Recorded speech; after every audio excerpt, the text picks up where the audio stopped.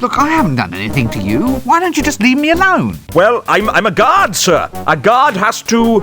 To what? Well, to guard, sir. I mean, we have to watch out for theft, sir. Does that have to involve harassing me? Well, you are a potential suspect, sir. Why do I have to be a suspect? Couldn't I be... well, stock in trade? Stock in trade? Well, instead of harassing me, you could just take a quick look every now and then to make sure I haven't been stolen. Good thinking, sir. If you are ever stolen, I shall report it to you at once. You're all warriors. Warriors, what am I saying? So, do you know anything about swords? Not me. You can get hurt with swords. I know. Not for a real sword, see? You've got to go and get a dwarfish sword. They're the only ones who know how to tune them properly. Tune them, eh? Try the mines if you're looking for dwarves. They'll do you a favour. Right. Any friend of mine's is a friend of theirs. Well, I'll just move along then, shall I? Fine.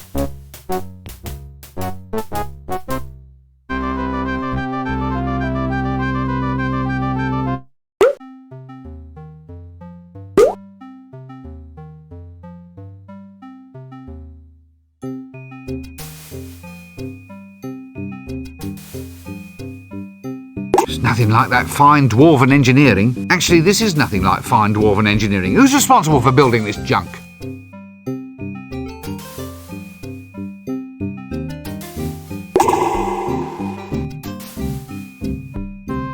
Excuse me, are you a dwarven smith? No, I'm Dwarven Llewellyn. Dwarven Smith is over there.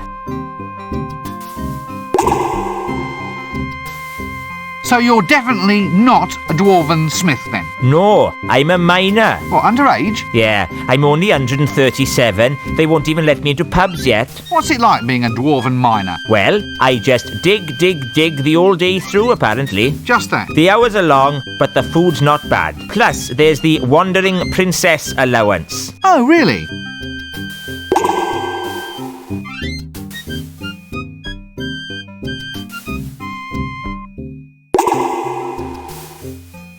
Excuse me, sir. Yes? What is it? I haven't got all day. We dwarf and swordsmiths lead a busy life.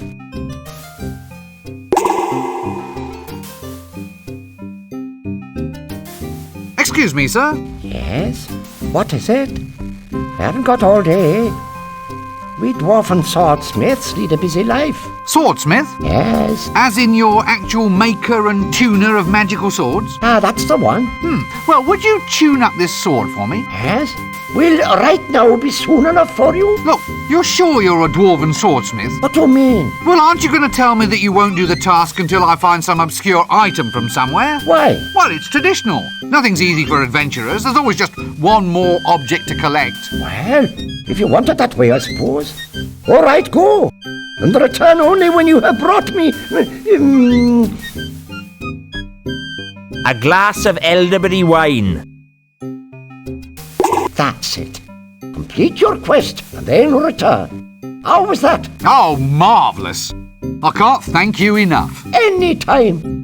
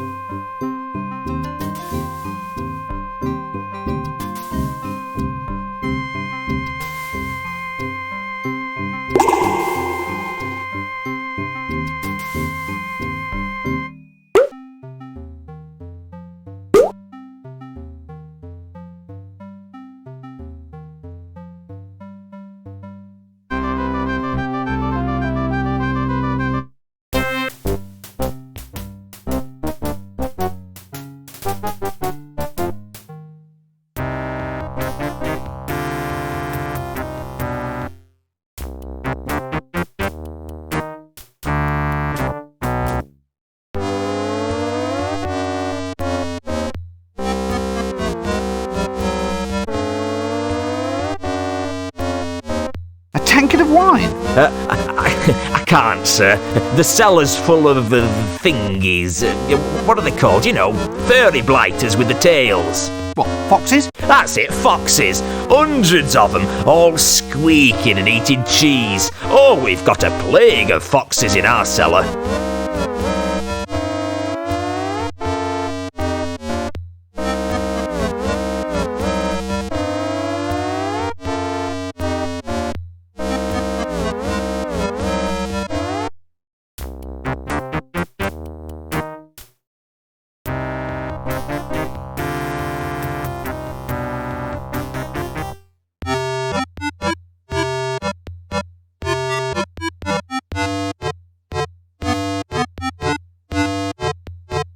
Here, doggy, doggy, doggy. Very suspicious looking dog, that. What an odd expression. Very wooden. Have you heard about my dog? Gaspo, the wonder dog. Oh, go drink a bottle of gear. Oh, my dog. My wonderful dog. A beautiful dog it is indeed. Beautiful. Care for a bottle of gear?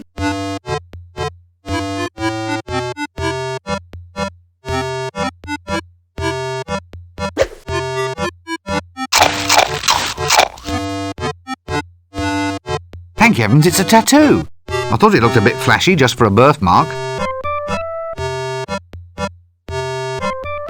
Look, sorry about all that stuff I said before. What? Well, you know, sorry about being a matalo and all that. You see, it wasn't really me, it was this talking dog over here.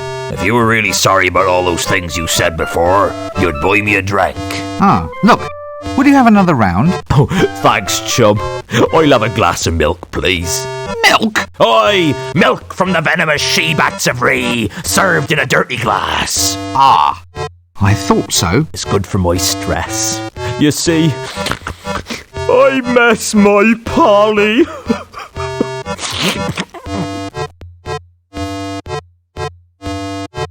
A glass of milk, please. Certainly, sir.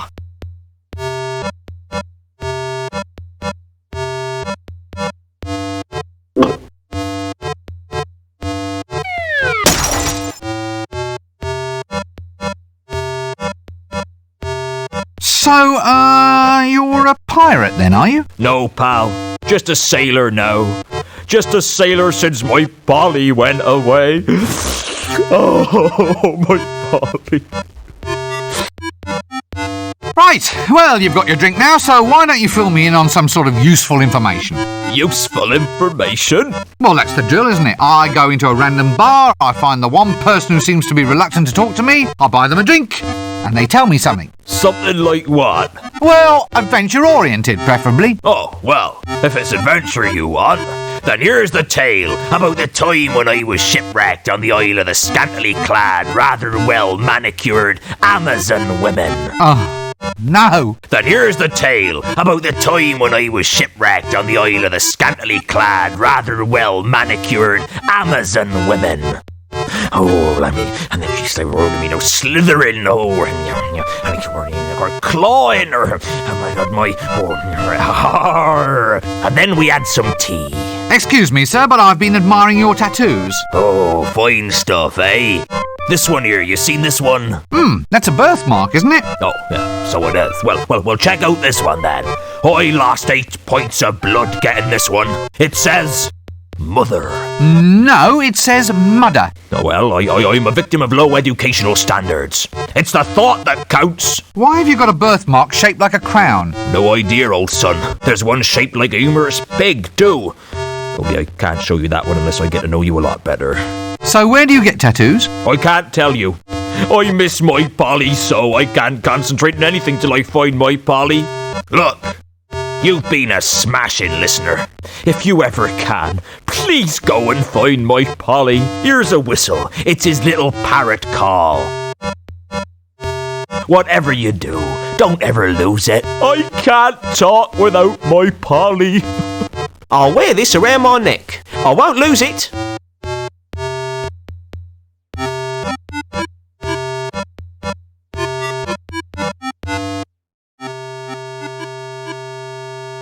There's something lurking behind it. Who's there? Hello? Hello, is anybody there? Look, there is someone there. I can see bits of you poking out behind the door. What are you doing back there? Go away. I'm the bogeyman. Really? I'll give you a fright you'll never forget. Look, just come out from behind the door. I can't. I'm afraid of open spaces. An agoraphobic bogeyman? Lay off. It's no fun being a legendary figure of terror. What does a bogeyman do anyway? It's quite a hard job being a traditional figure of terror. Long hours and no real holidays. Really? Well, there's the good side too. There's your place in folktale and legend, and you're your own boss. Get out from behind that door. I want my mum. You're not really a bogeyman. I am too. Go on, let's see you then. I'll come out and you'll get such a shock. All right then. All right, what? All right, come out and scare me. Well, you're ready for it now. I mean, it's not a shock if you're expecting it. So, you're saying your effectiveness as a legendary figure of terror is entirely due to my not knowing exactly what you are or when you will appear? Well, maybe. In which case, you should change your name to something more appealing, to heighten the shock effect. Such as Cyril. Cyril? That's no name for a bogeyman. Heightens the surprise effect, though. You're right there. Cyril the bogeyman. Coming out from behind the door now? No, Why are you hiding behind that door? it's a metaphor. Not a door. A metaphor for my own insecurity. You see, not only does it provide a screen between myself and the outside world, but it is also a portal, an openable space, implying the possibility of future liberation from my phobia. Quite a powerful image, really. Well, goodbye.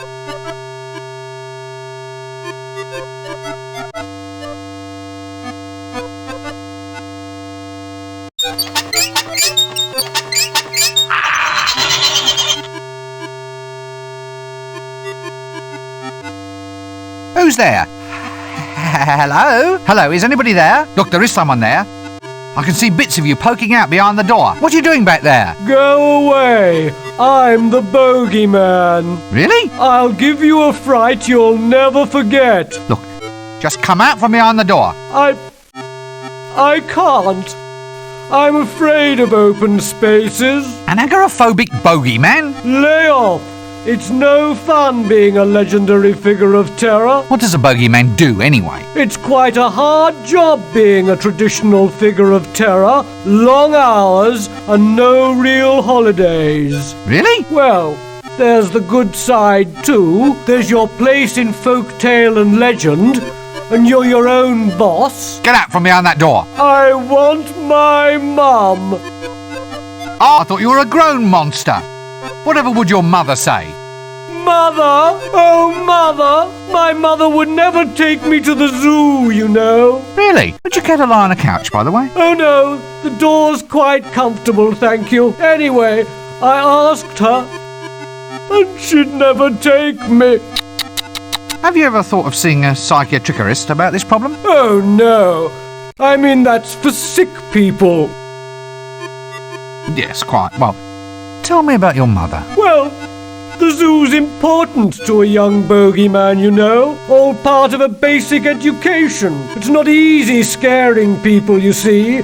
Takes a lifetime of dedication. You have to start small and kind of work up to human beings. As in, terrify some lower orders of life, then shift up to people once you've got the knack. That's it. That's what you have to do. Ah! Well, I think I can help you there.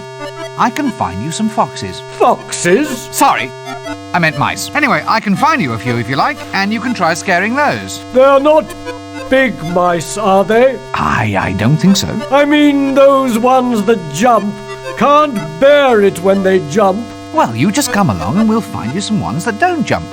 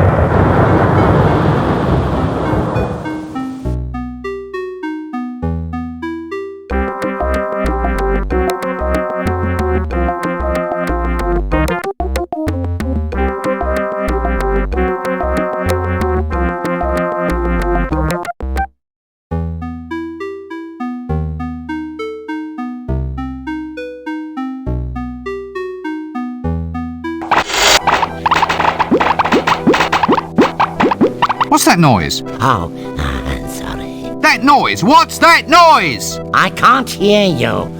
Wait a minute while I turn off the noise. Just tell me what you're doing. I'm banging grains. It's for the clickies.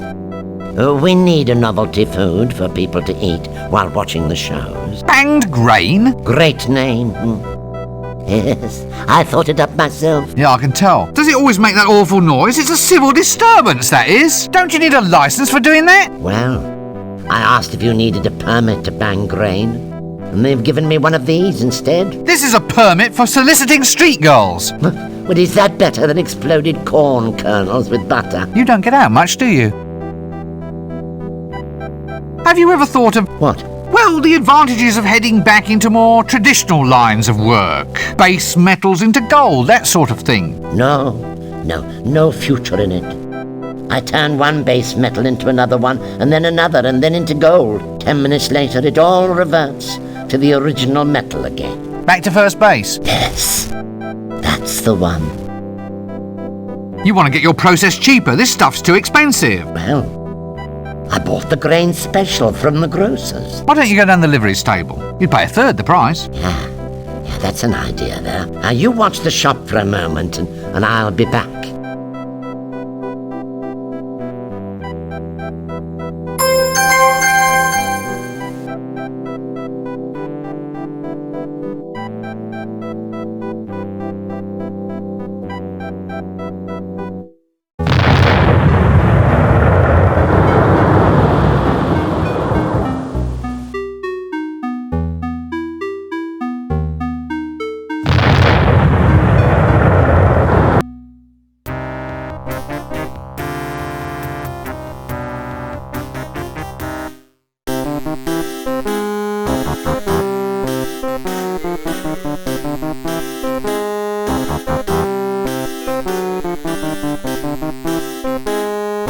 Winnie, if you love dragons. Lady Ramkin's Sunnyvale Dragon Sanctuary.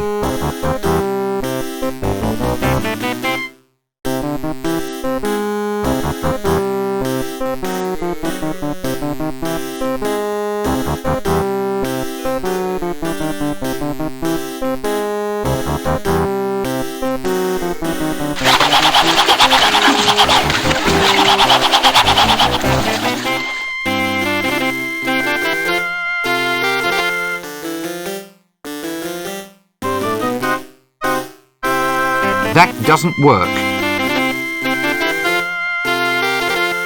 Sore ass. Winnie, if you love dragons. Lady Ramkin's Sunnyvale Dragon Sanctuary.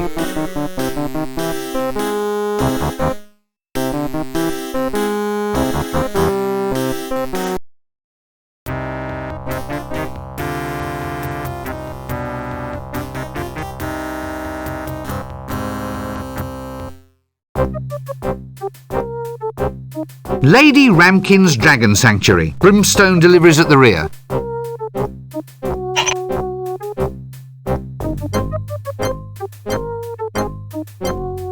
Well, I suppose when you're this rich, garden gnomes are just too passé.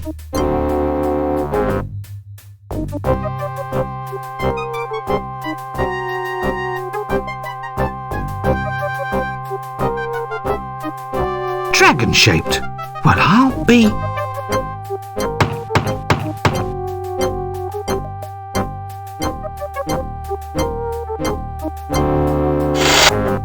I'm just feeding my little darlings now. Do come around the back.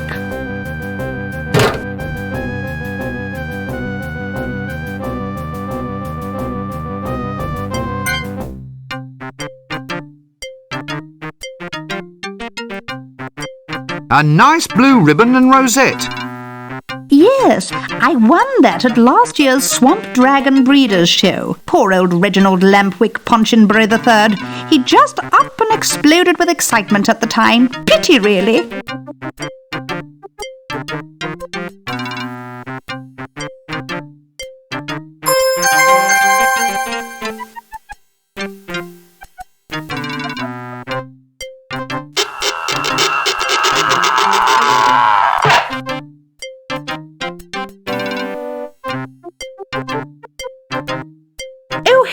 again. You were at the hairdresser's.